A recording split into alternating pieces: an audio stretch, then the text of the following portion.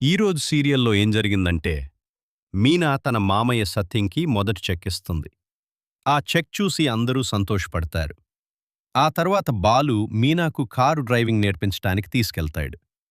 ఇంతలో నిన్న జరిగిన జీఎస్టీ కంపెనీ విషయం గుర్తు చేసుకుని రోహిణి మనోజ్పై కోపం చూపిస్తుంది. డిగ్రీ బోర్డుతో కొడుతూ, నువ్వసలు దేనికి పనికిరావ్, బాలు నయం, ఎలాంటి డిగ్రీ లేకపోయినా ఏదో ఒకటి చేస్తున్నాడు అనంటుంది. మరోవైపు సుందరి ఇంట్లో మరో విషయం జరుగుతుంది.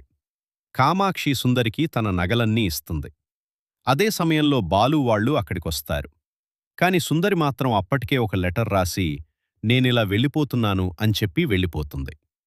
ఆ లెటర్ చూసిన కామాక్షి షాక్ అవుతుంది. నా నగలు తీసుకుని వెళ్ళిపోయింది అంటూ పెద్ద గొడవ చేస్తుంది. ఈ విషయం విన్న బాలు కుటుంబం మొత్తం షాక్ అవుతుంది. వెంటనే బాలు మీనా కలిసి సుందర్ని వెతకటానికి బయలుదేరతారు. సుందరి హాస్టల్కి వెళ్లి ఆమె ఫ్రెండ్ అడుగుతారు. మేం సిఐడి ఆఫీస్ నుంచి వచ్చాం. సుందర్ గురించి చెప్పకపోతే పోలీస్ స్టేషన్కి తీసుకెళ్తాం అని అంటారు. దాంతో భయపడిన ఆమె ఫ్రెండ్, సుందర్ ఇక్కడ లేదు, ఆమె ఒక అబ్బాయిని ప్రేమిస్తుంది, అతని దగ్గరికి వెళ్ళుంటుంది అని చెప్తుంది.